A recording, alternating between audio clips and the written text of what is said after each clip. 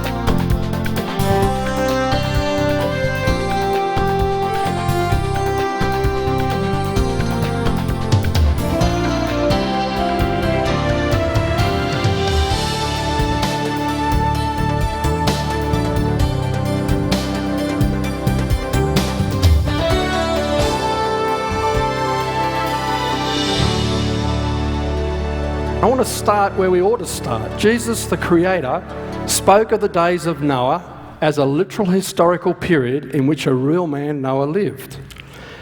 And he spoke of Noah entering the ark and the flood coming and taking them all away as real, literal history in which there was an ark and a life-destroying global flood. Now, if Jesus believed that, then so should you and I.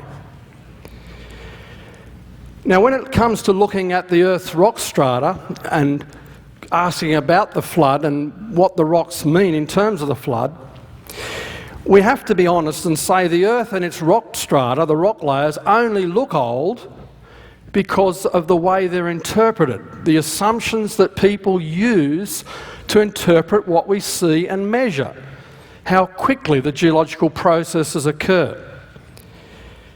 And the underlying assumptions that geologists use today, that most people automatically think, is that only present observable geological processes have been operating at the present rates to explain how the rock layers formed. And that's how most people think when they look at rock layers. They automatically think millions of years because they've been brainwashed into thinking that only present-day processes operating at present-day rates could ever be responsible for all the rock layers. And so it's obvious, isn't it? If you have that assumption, geological processes are so slow today. Of course, there's occasional spurts when you have a local flood or a catastrophe like a hurricane, that if that's the way geological processes have always operated, then, well, it could have taken billions of years to form the Earth's rock layers. But the real question we have to ask ourselves is this: is the present, what we observe in the present, the key to understanding the past? Because that's the underlying assumption in all of modern geology, that the present observable processes explains what happened in the past. You know, Satan is very cunning because he likes to turn things upside down, because the scriptures teach us the other way around. Understanding what happened in the past explains the present. The present is abnormal. It's not the way the Earth was originally created, and it's not the way geological processes have always operated. So is the present is the key to the past? For example, a good question: do we see vast fossil beds forming today? When was the last time you saw the dead fish on the bottom of the ocean waiting to be fossilized? I mean, I say this to young kids, they can understand it. What happens when a fish dies? Does it sink or float? It floats where it rots. So how do you form a fossil? Good question, I'm glad you asked. So do we see vast fossil beds forming today? The answer is no. Therefore, the present can't be the key to the past. You see, amongst geologists now, even in the conventional scientific community, there's increasing recognition that most fossil beds and most rock layers required catastrophic geological processes to form. And that's what we observe today. You have a hurricane and it forms a layer of sand as a result of washing up onto the land. And therefore, a catastrophic global flood, as we read in the Bible, is a viable explanation for the fossils and the rock layers that we see in the geologic record. The reliable record that God has given us of what happened in the past. God's record of Earth history. And what do we read about the flood? All the fountains of the great deep were broken up. The windows of floodgates of heaven were opened. The rain was upon the earth for 40 days and 40 nights. I mean, you only have to have one day and night of rainfall and you've got a local flood. Imagine 40 days and 40 nights of torrential rainfall all around the globe. But that wasn't all. Remember the fountains? Those fountains of the great deep broke open first. There was more water that flooded from inside the earth that spurted out and spread over the earth's surface. For 150 days, we're told, the fountains were opened. And the waters prevailed exceedingly upon the earth, and all the high hills that were under the whole of the heavens and the mountains were covered. Does that sound like a global flood? It reads like it. All flesh that moved upon the earth died, and every living substance was destroyed which was upon the face of the ground. You see, when we read that account, we cannot escape that it had global implications. You know, when many Christians are confronted with a difficult question, they often get embarrassed because they don't have answers. You know the way Jesus often answered a question? He asked a question in return. You know, if someone says to you, there's no evidence for Noah's flood, do you stand there dumbfounded trying to think of what evidence you could give them? Or are you smart enough to say to them, wait a minute, if Noah's flood really occurred, what evidence would you look for? Most Christians haven't thought about that. If Noah's flood really... Remember what it said? All the high hills under the whole of the heaven were covered, and the mountains were covered, and all the creatures died. If Noah's flood really occurred, what evidence would you expect to find? Well, you've heard it tonight already, haven't you? Billions of dead things buried in rock layers laid down by water all over the earth. Well, I want to unpack that for you. Major evidences for the flood. Would we expect that the ocean waters flooded over the continents? Of course, we're told all the high hills under the whole of the heaven were covered in water.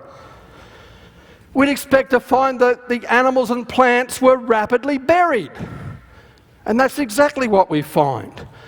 We'd expect to find as the waters travelled across the continents, they'd deposit sand and mud right across the continents.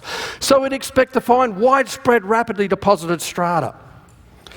And we'd expect the sand and the mud and the lime to be transported vast, long distances. A global flood would carry sediments globally. And that's exactly what we find. We'd expect to also find that there was rapid or no erosion between the strata. And I'll explain that a little bit more in a moment. Because you see, the geologists today will tell you that yes, occasionally you'll get a catastrophic event that will produce one rock layer, and a catastrophic event will produce the next rock layer, but there's millions of years in between. What I want to show you is that if the flood really occurred, there wouldn't be millions of years in between. There'd be only evidence of rapid or no erosion, so that it was continuous water deposition of all the rock layers. Well, let's go into this in detail. First of all, the ocean waters flooded over the continents. What evidence would we expect to find of that having occurred? Very simple. We'd expect to find marine fossils in rock layers that cover the mountains.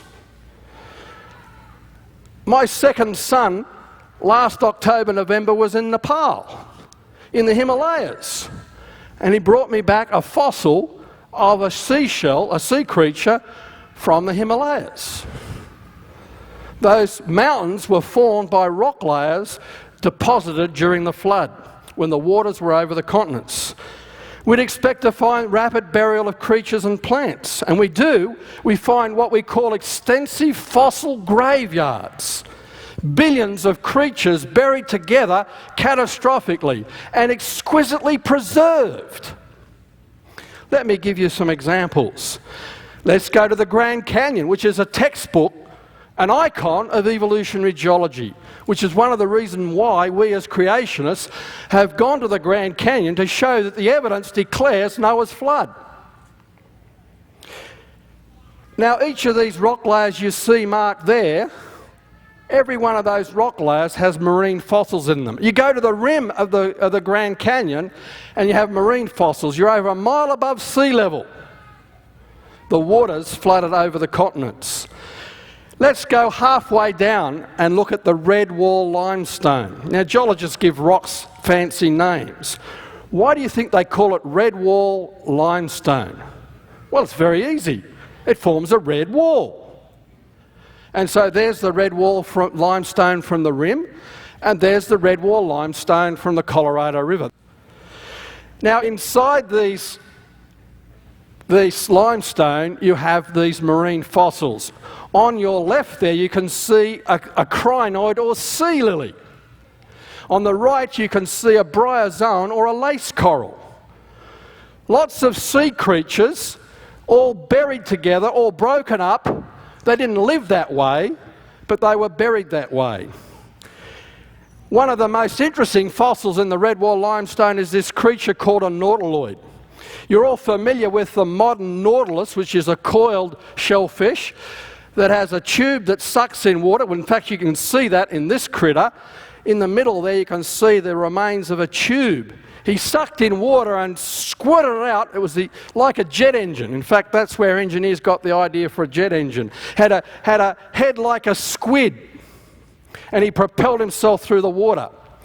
Well, in the Grand Canyon, we find in this red wall limestone, in one layer within the limestone, billions of these nautiloids. It's about a 7-foot thick layer, and it stretches from one end of the canyon to the other. In fact, you can see it in the suburbs of Las Vegas.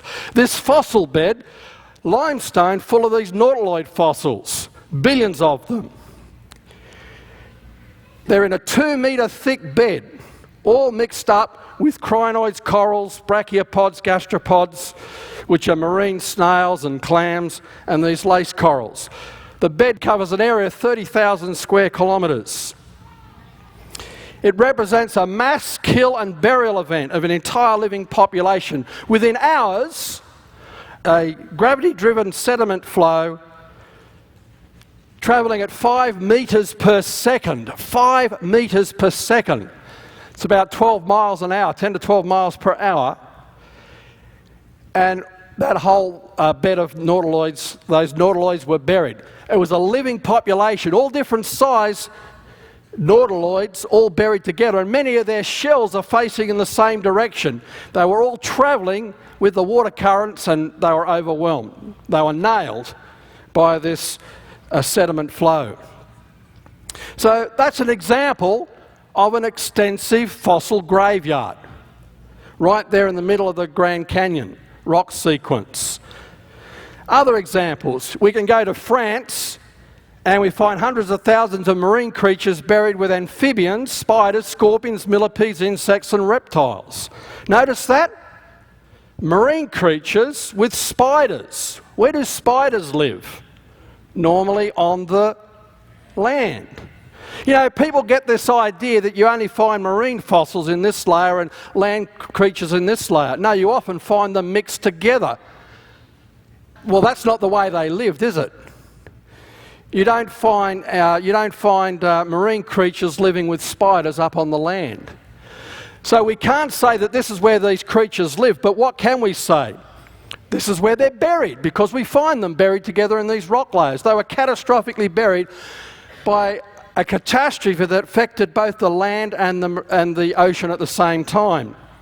We go to Colorado, the Florence fossil beds, a wide variety of insects, freshwater mollusks, fish, birds, several hundred plant species. By the way, how long does it take to fossilise a bird? If you don't get him quickly, he just flies away. Again, notice a mixture of different creatures all buried together.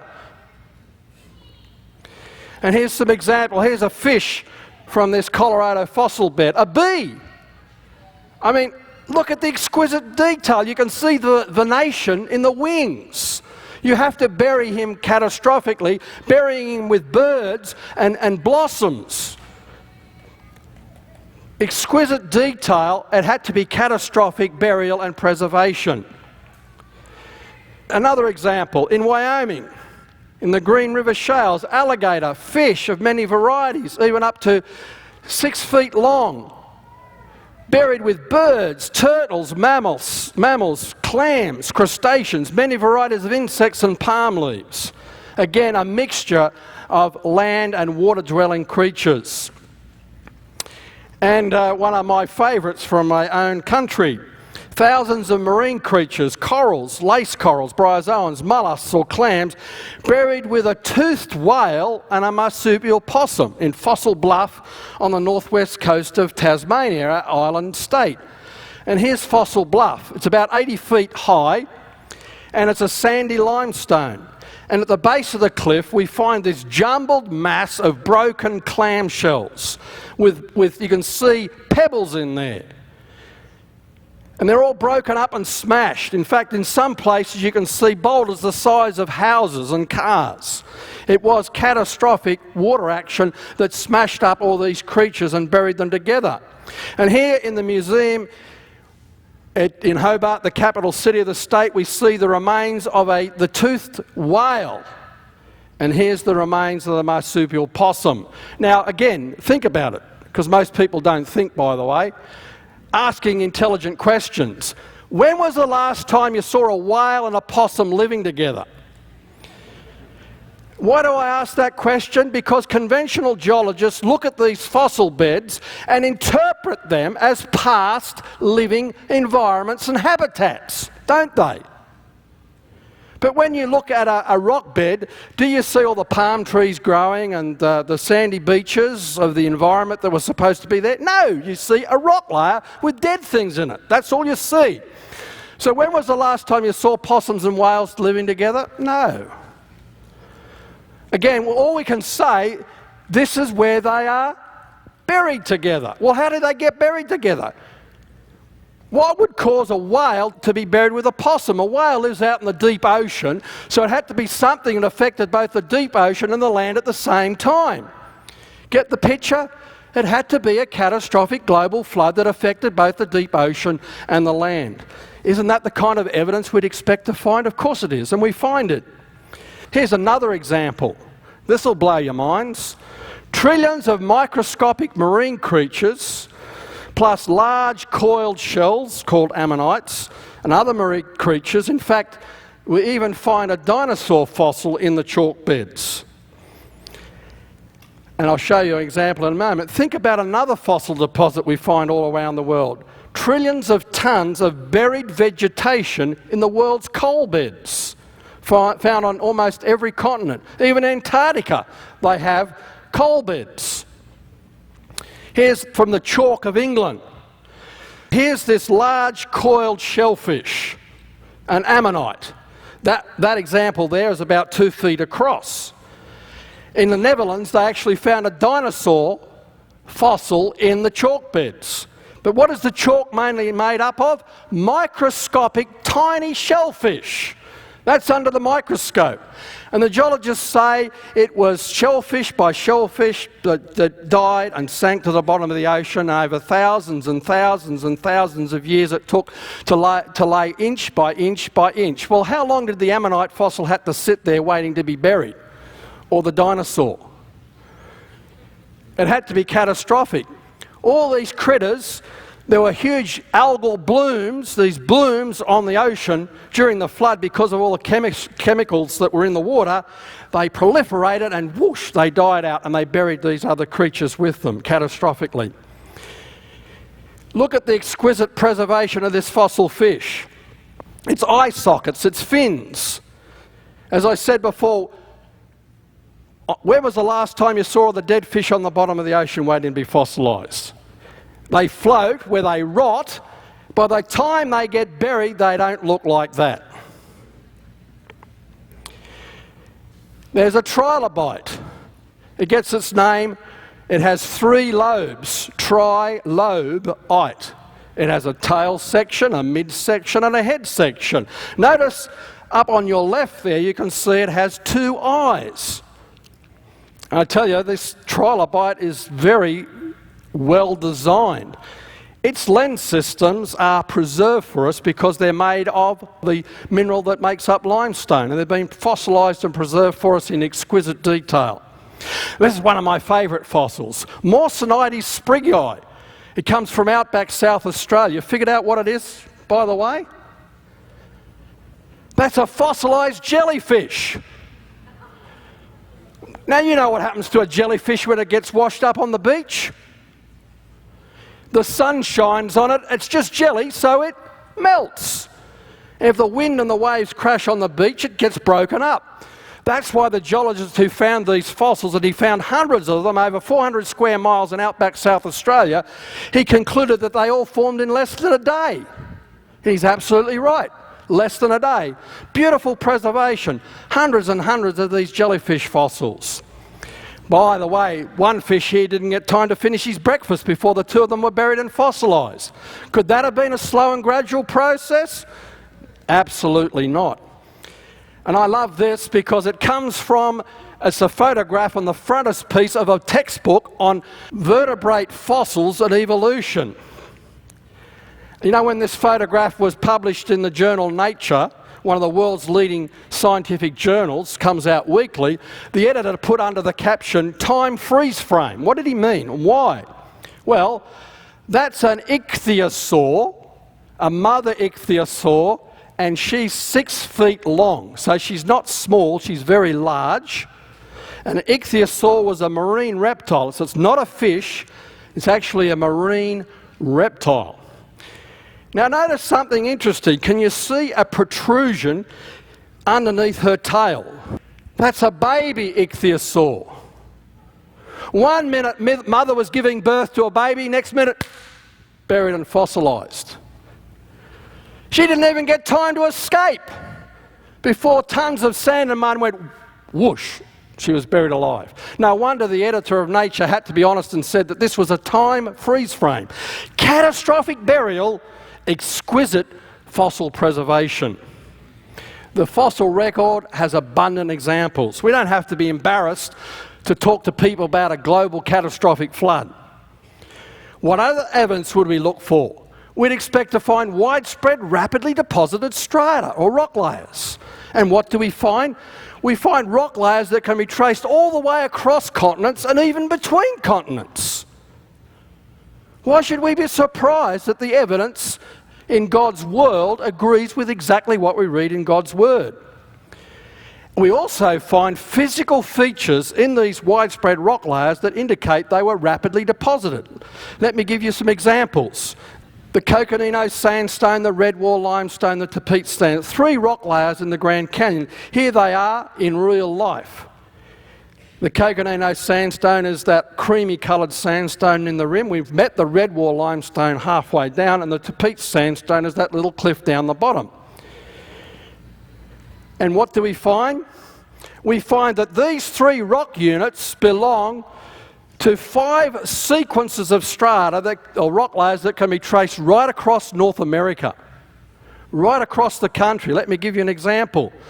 That's the Tapete sandstone, and its equivalents can be traced right across the United States and all the way up into Canada. Why should we be surprised to find that there's a layer of sand that goes right across the continent? Widespread, rapidly deposited rock layers. You know, the Redwall limestone that you saw before with those nautiloid fossils in it, the same limestone is found in Tennessee and Pennsylvania and all the way over in England. I had a friend with me in the Grand Canyon a few years ago from England, a geologist, and he was amazed. He says, this is exactly the same limestone with the same fossils that we've got over in England. Right across continents and between continents. And the chalk beds I told you about before. Most people don't realise that those chalk beds that we see on the southern English coast can be traced right across to Northern Ireland and the other way across Europe underneath Germany and Poland, all the way down to Egypt, Israel, Turkey. We can even find it in Kazakhstan. The same limestone with the same fossils is found in the Midwest US from Nebraska to Texas and over in southern Western Australia. The same fossils, the same rock layer above, the same rock layer below, the same chalk beds. And it's all full of these trillions of tiny shellfish fossils. That's a global deposit of a rock layer containing a fossil graveyard. What more evidence do you need of a global catastrophic flood? Well, let's have a look at the Coconino sandstone. It's an interesting sandstone. It's 315 feet thick, and in it has some unusual features. We call these crossbeds. The layer of sand is horizontal, but you've got these slanting patterns running through the sandstone. What do they mean? What are they? Well, we call them crossbeds, and how do they form? They're actually the remains of underwater sand dunes. Underwater sand dunes. And here's a diagram to show how they form. You have the sand being carried along by the water, and it mounds up and it keeps on moving and moving, and each current comes along and the next layer gets layered on top of the next one. We can actually see this similar sort of process under the Golden Gate Bridge of San Francisco in the channel there. You know, the Coconino sandstone also covers hundreds of thousands of square miles. And we can put all this information together. The average thickness is 315 feet thick, covers an area of more than 100,000 square miles, at least. Some suggest it could be double that. The volume of sand is at least 10,000 cubic miles. Some suggest it could be double that, 20,000 cubic miles. And it was deposited as multiple sheets of these sand waves or underwater sand dunes up to 60 feet high. We can work that out experimentally by looking at the evidence in the rock. Moving along by water, moving at 3 to 5 miles per hour. Now you might think that's slow, but at that rate, the whole sandstone bed would be formed in just a few days. Over 10,000 cubic miles of sand transported and deposited over 100,000 square miles in just a few days. So it only takes a few days for this layer, a few days for that layer, a few days for the next layer. The sum total of all the layers in the Grand Canyon isn't millions of years, it's just a few weeks, in fact. Well, let's go back to Australia, in the centre of Australia. Some of you have heard of Ayers Rock or Uluru. It's actually a giant sandstone bed that's been tilted upright. It's poking up vertically out of the ground, and it's been eroded. And we can get different views. You can see those sandstone layers or sticking upright, these sandstone beds. The total thickness of these sandstone beds is 18 to 20,000 feet. It's not all exposed. Some of it has to be discovered by drilling in the surrounding desert sands. Now, this sandstone is very interesting. We can look at it under the microscope, and we can actually see the evidence that this sandstone bed was formed very rapidly. Look at those sandstone grains. Notice they're all different sizes. Notice that? There's little ones, big ones. Ever tried an experiment where you got a mixture of sand and mud and water in a jar and shook it all up and let it settle down? What happens? It separates to the large grains at the bottom and then the finer grains at the top. Over time. But here we have a mixture. What does that tell us? Big grains and little grains all mixed up together means that there was no time for them to separate into their grain sizes. See, it doesn't take much logic to figure these things out. Notice something else. A lot of those grains have jagged corners on them. See that? Some of those grains have got pointy corners. Now, what happens when, well, we go to the biggest scale? Let's take pebbles rolling down a riverbed. What happens to them? Are they all jagged? No, they get rounded because they bump into one another and the edges get knocked off and they get perfectly smooth with time. But if there wasn't time, what would they be like? Jagged. You see how easy it is to see the evidence? Jagged grains mean there was not sufficient time for them to be rounded. So there was no time to sort them and there was no time to round them. The third observation is not as obvious to you as it is to me, but you can see on the right-hand side a grain that has got all these stripes in it. That's a particular mineral that is unique to this sandstone that's not found in many others. It's a mineral called feldspar. And it doesn't, why isn't it in most sandstones? Is because it disintegrates very rapidly. These sandstone layers or beds are now tilted at about 80 degrees. The total thickness of these sandstone layers is about 18 to 20,000 feet. That's about 3 to 4 miles. The sand grains were eroded and transported at least 63 miles. The jagged grains, the different sizes and the fresh feldspar implies rapid transport and deposition. It all happened in a matter of hours. Sediment slurries travelling at 70 miles per hour would have been responsible for depositing these 3 to 4 miles thickness of sand beds in just a couple of hours. Remember what we said before? If the water currents go over the continents, they're going to carry that sand and mud and lime long distances. Well, let me give you an example. The sediment in widespread, rapidly deposited strata had to be eroded from distant source areas. What do I mean by that? We'll come to it in a minute. Rapid or no erosion between strata. We wouldn't find evidence of millions of years between the rock layers, as many geologists claim. We'd either find evidence of only rapid erosion or no erosion between the rock layers. So the examples will illustrate this very, very well for you. My first example, again, is the Coconino sandstone. It's made up, you saw how white it looked, it's made of pure sand. And it had to come from a far distant source. Why? Underneath this pure white sandstone, we have this mud rock called the Hermit Shale. It's reddy brown. It's composed of silt and mud. So, could the sand in the sandstone have been eroded from that shale? No, it's a different rock altogether. Everywhere we find the Coconino sandstone, underneath it is the Hermit Shale. And it stretches for mile after mile after mile. That means the sand, which makes up the Coconino sandstone, had to come from further away than from every outcrop where the Hermit Shale is underneath. And that happens to be way up in the north of the US.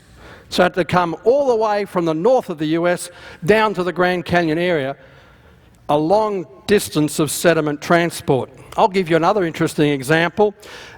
Even the conventional scientists now suggest that the sand grains making up the Navajo sandstone, which we find in Zion National Park higher up the sequence in southern Utah, was transported all the way across the United States from the Appalachians. Only a global flood could carry sand grains that far right across the continent. In fact, in the rock layers we find water current direction indicators like ripple marks. Those cross beds that I told you about, that have the evidence of the sand waves, they indicate the directions in which the water was flowing. And the evidence in the rocks throughout the walls of the Grand Canyon and right across North America, in fact right across South America, is that the water, for supposedly 300 million years of conventional thinking, was always flowing from northeast to southwest across those two continents. Of course it wasn't 300 million years. What about rapid or no erosion between rock layers? Well, we'd expect to find evidence of rapid erosion where the water currents ripped up the rock layer underneath. That was rapid and catastrophic, and we see that exactly at the base, at the bottom of the Tapete sandstone, where the rock layers underneath were ripped off and the sandstone was formed very rapidly. In fact, these beds in the Tapete sandstone are just the same as beds of sand that are deposited after hurricanes. And we find in the base of the Tapete sandstone boulders. Some of these boulders are huge, up to 19 feet across, rapidly flowing water currents. And they rapidly eroded everything underneath and then deposited this sandstone bed. So there was rapid erosion in that instance. And then sometimes we find evidence of local rapid erosion between rock layers. For example, at the base of the Redwall limestone, we find underneath, the limestone underneath, there's been channels cut rapidly and another limestone deposited in there. But here's the one I like the best, where you have knife-edge boundaries between rock layers, which is often the norm. Often the norm. Now you think about it. If a rock layer is deposited, then it's sitting out there for millions of years before the next rock layer is deposited on top of it. What would you expect to happen? You'd expect the soil to form, you'd expect erosion, you get gullies, you get an uneven topography over millions of years, supposedly. Well, how many millions of years are there between the Coconino Sandstone and the Hermit Shale? Look at that perfect knife-edge boundary, absolutely flat from one end of the Grand Canyon to the other. Not even a hint of any millions of years between. It was continuous, rapid deposition. Here's another example of the rapid succession of the strata, of the rock layers. Folding of whole rock layer sequences without fracturing. Let me explain to you what I mean. Have you ever tried to bend a rock? A hard, solid rock. Yeah, you try to bend it. Can you do it easily? Not very easily. I have to usually subject rocks to punishment by hitting them with a hammer. And what happens? Because it is hard and brittle, it fractures, it shatters. So if you try to bend a rock and it's hard, it's going to snap. Okay. Well, how do you explain this in the Grand Canyon? That's the Tapete sandstone, where the sandstone has been bent through 90 degrees. And it's not the only rock layer.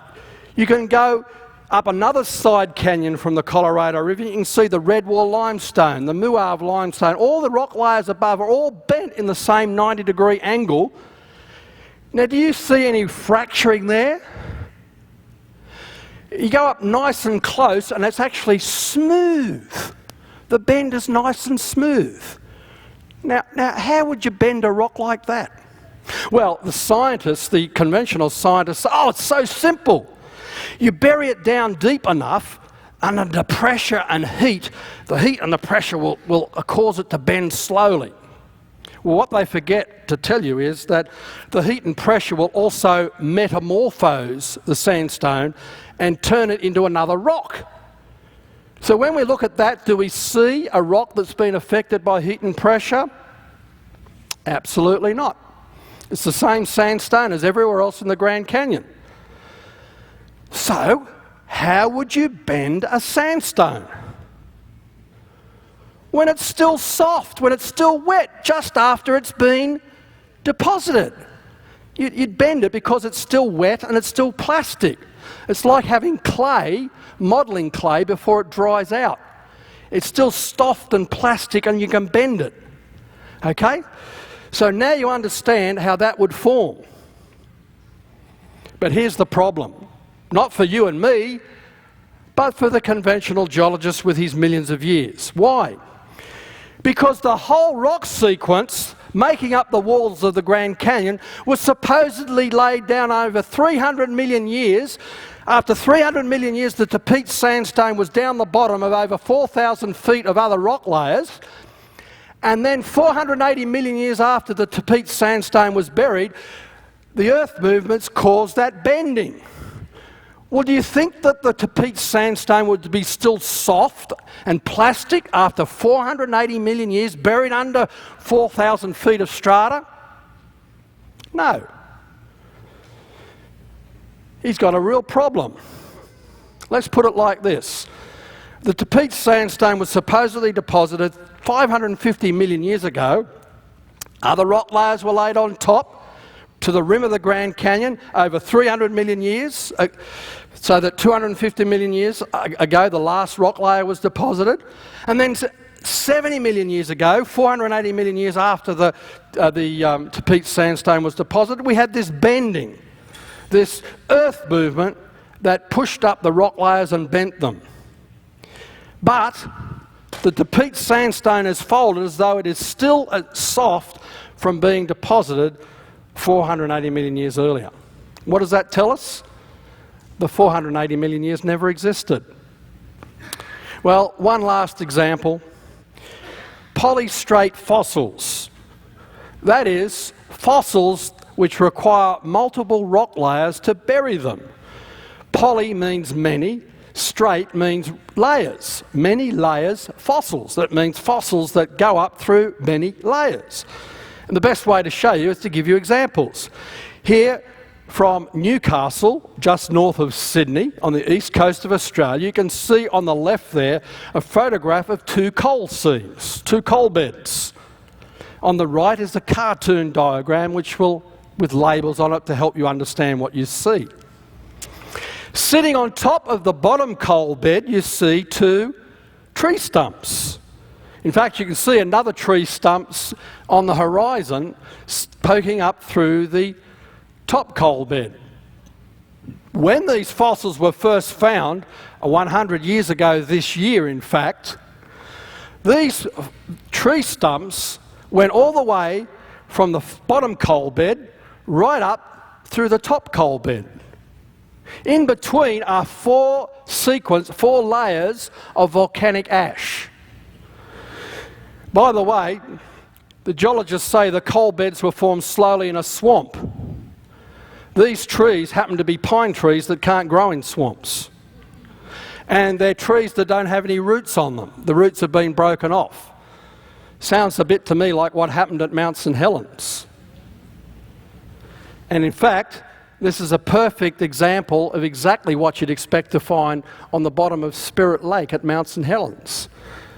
The peat forming on the bottom of Mount St Helens, tree stumps sinking vertically, being buried in volcanic ash. It's going through many rock layers that couldn't have taken millions of years to form. In fact, if the conventional geologists are correct, these pine trees that don't grow in swamps, that don't have any roots on them, must have been sitting on top of this swamp, buried by all these volcanic ash beds, and then had thousands of years of another swamp and survived still to be sticking up through the top. You see how easy it is to argue that you only needed rapid deposition of these rock layers, including the coal beds, otherwise these pine trees would not have been preserved in this upright position. Joggins, Nova Scotia, on the far eastern of Canada, we find hundreds of these vertical trees, stumps, poking up through many layers. Let me give you the details. These upright fossil trees penetrate 20 geological horizons through 2,500 feet. And that implies that all these 2,500 feet of strata had to bury these trees rapidly before they could rot. Well, does it really matter whether we believe in Noah's flood or not? You know, some Christians say, this is just too divisive and controversial.